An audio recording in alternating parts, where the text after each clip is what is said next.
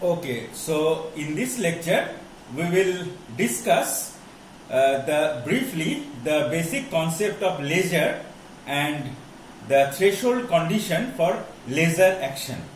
Now all of you know what is meant by laser, that is light amplification by stimulated emission of radiation. Now in my earlier lecture I have discussed stimulated emission. All of you know what is stimulated emission is. Now today I will discuss briefly about laser and the threshold condition for laser action. Okay, so the basic components,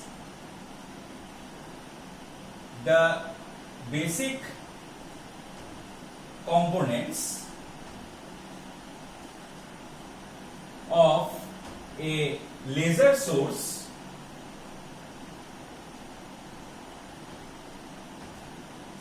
are: one, that is the active medium;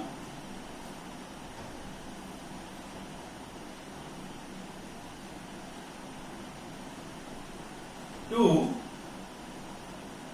the pumping source;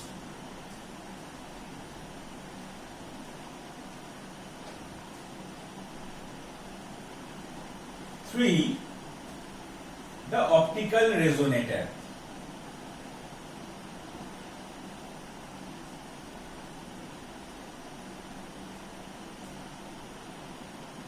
Now, these are the main three basic components of a laser source.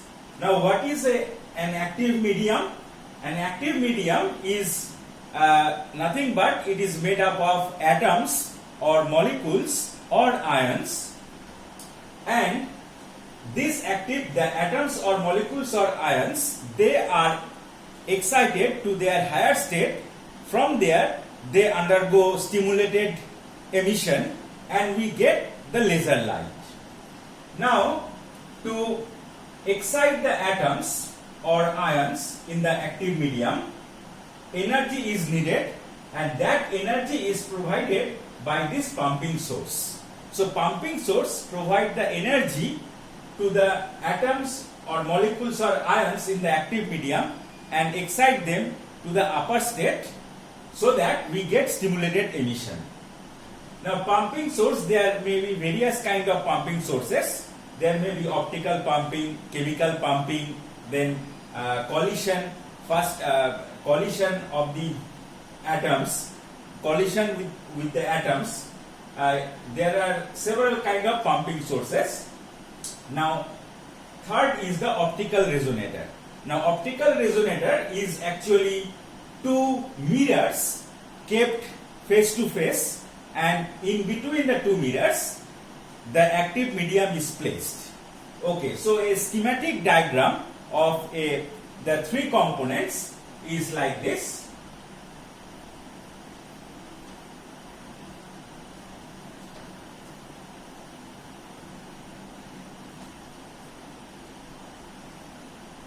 There are two mirrors. This is one mirror,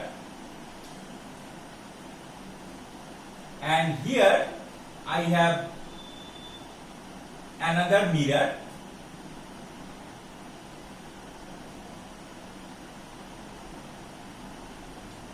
Now this mirror is suppose named as R1.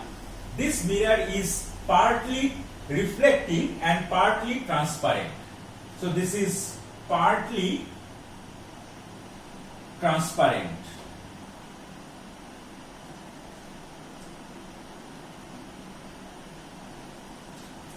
And this mirror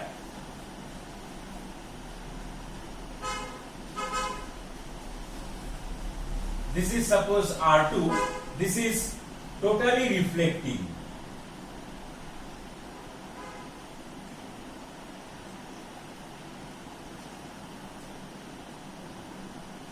This mirror is totally reflecting and this mirror is partly transparent and partly reflecting. Okay, now here we have the active medium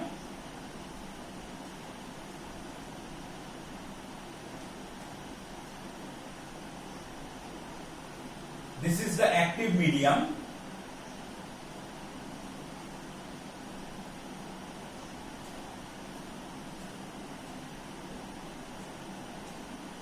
And here we have the pumping source.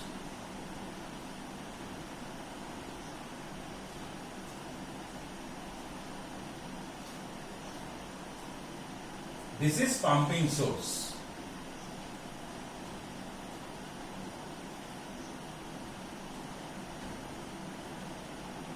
Okay. Now this pumping source provides energy to the active medium and excite the atoms or molecules or ions in their excited states. Okay. So light, the laser light which is produced, that undergoes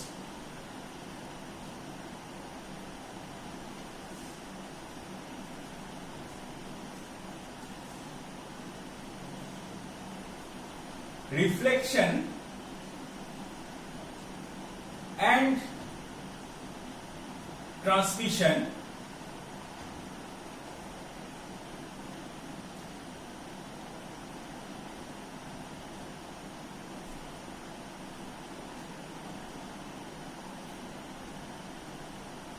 So the laser light is bouncing between the two mirrors. It is getting totally reflected from this mirror, and from here it is partly reflected and partly transmitted.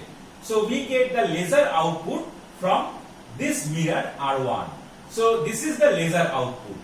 Now from the part of the output energy, a part is fed back into the system by the reflection from this mirror. So there is a positive feedback to the system from this mirror R1. Okay, so this is the schematic diagram of a laser. Now I will discuss. See, here we have atoms and molecules. Now they get excited, and then first there occurs some spontaneous emission, and those spontaneous emissions trigger the stimulated emissions, and due to this stimulated emission we get laser light, and that is which are phase coherent, and they are reflecting back and forth in this medium and is coming out from here. Okay. Now in this active medium there is some loss of energy also. So there is, in active medium,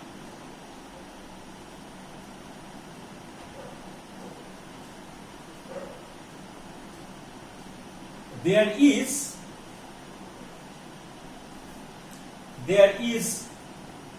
loss of energy also. Now the main three reasons for this loss of energy are: one is the transmission, scattering and diffraction phenomena occurring at the mirrors. So reason for loss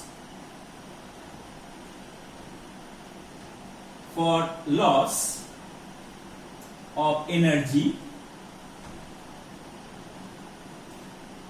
One is the transmission,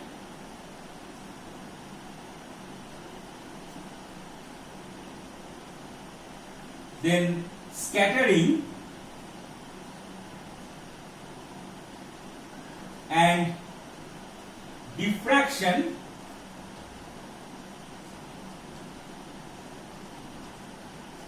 from the mirrors.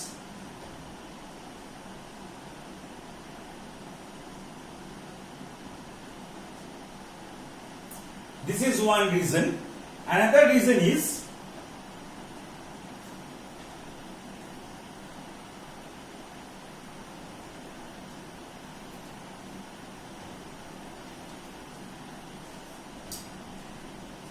number 2, absorption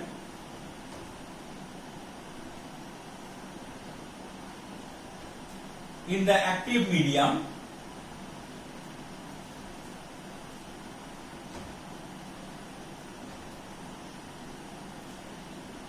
and number 3, that is scattering due to optical inhomogeneities in the active medium. So scattering due to optical inhomogeneities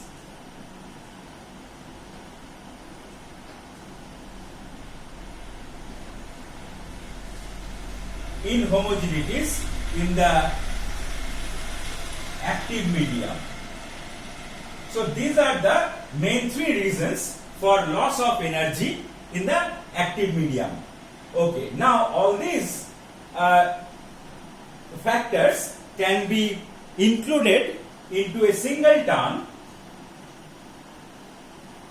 All these losses of energy can be included in a single term, and that is called the T photon. T photon, this is the lifetime of a photon in the active medium.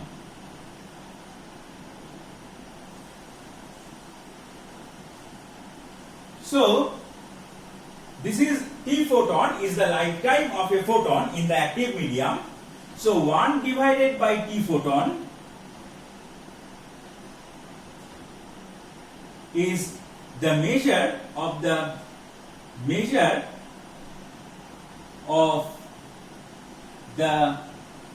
loss of energy measure of the rate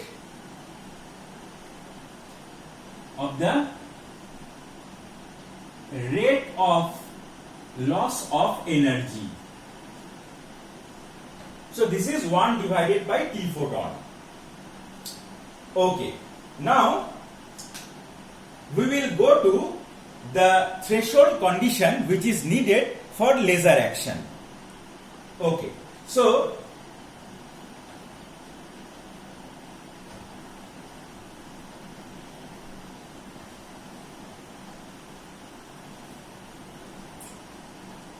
our threshold condition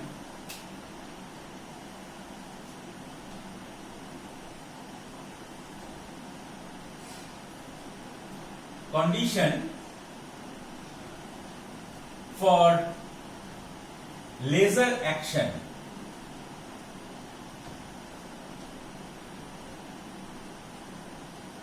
Okay, now to derive this threshold condition for laser action, we consider a system of 2-level atoms or molecules or ions. Now what is meant by 2-level atom? See, you know that an atom has many electronic energy levels, several electronic energy levels.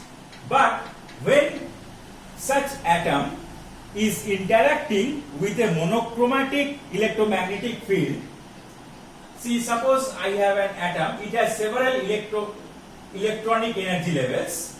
Now it is interacting with a monochromatic electromagnetic field of frequency nu.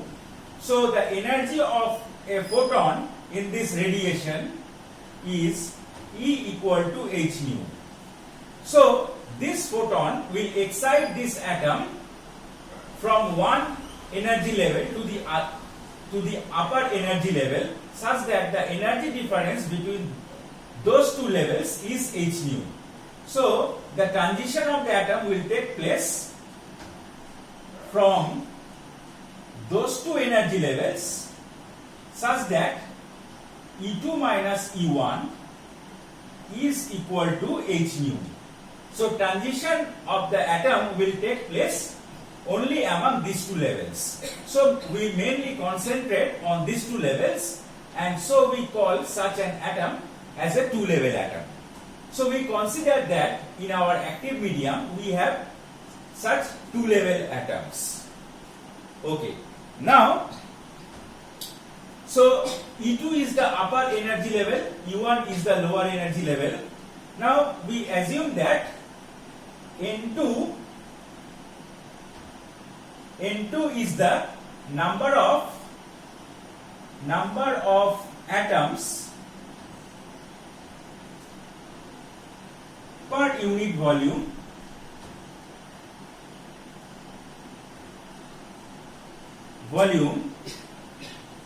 in energy state E2.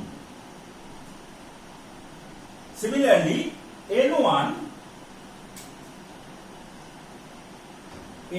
is the number of atoms per unit volume in E2, E1, energy state E1. So the N2 is the number of atoms per unit volume in energy state E2, N1 is the number of atoms per unit volume in the energy state E1. Okay. Now the probability of stimulated emission per unit time is given by W21. This is equal to B21 into U nu. What is B21? This is Einstein's B coefficient, and U nu is the radiation energy density. That is the energy density of the electromagnetic field of frequency nu. So this is the probability of stimulated emission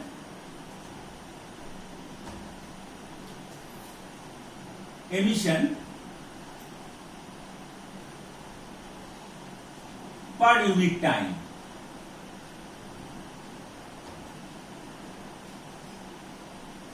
Similarly, the probability of stimulated absorption per unit time is given by W12, and that is equal to B12 into U nu, where U nu is the energy density of the electromagnetic radiation of frequency nu. Okay. Now we assume that our laser beam is moving along positive x-axis, that is the axis of the optical resonator or the cavity. So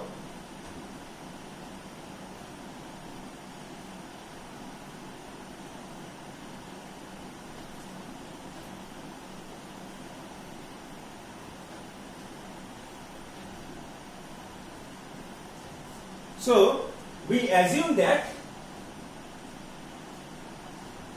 our laser light is propagating along x-axis.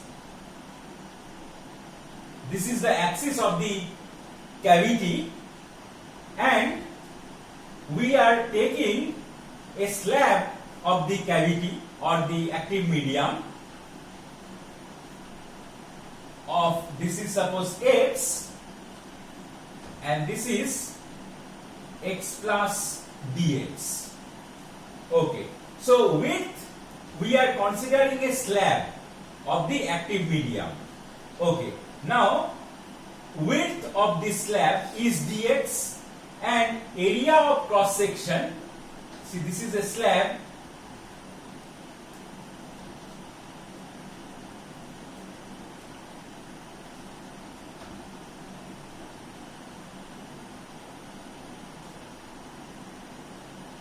so area of cross section is S. Okay. Now we assume that intensity of the laser light at X is I with suffix nu at X, and intensity of laser light at X plus dx is I nu at X plus dx. Okay.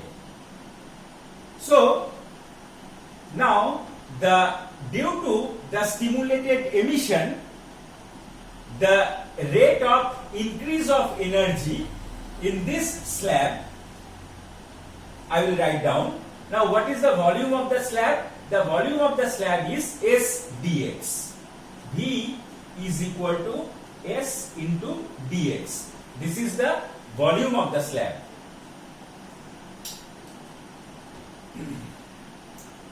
Okay. Now, the rate of increase of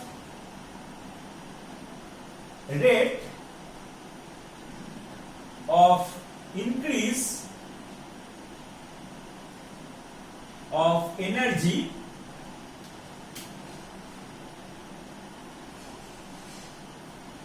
energy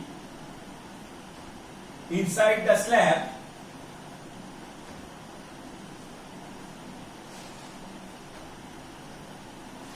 due to stimulated emission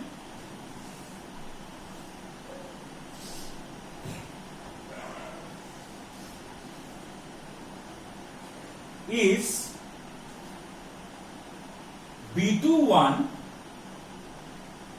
then U nu, then energy of a photon, that is h nu of frequency nu, then volume of the slab. Okay, one N2 will be there. N2 is the number of atoms in the upper state and they are undergoing stimulated emission. So the N2 will be there. So rate of increase of energy inside the slab due to stimulated emission is B21 U nu, H nu, N2, then volume of the slab, that is S into dx. So this is the rate of increase of energy due to stimulated emission inside the slab. Similarly, rate of decrease of energy due to stimulated absorption, rate of decrease of energy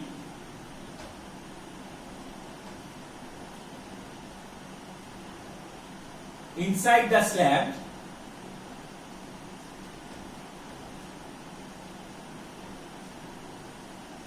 due to absorption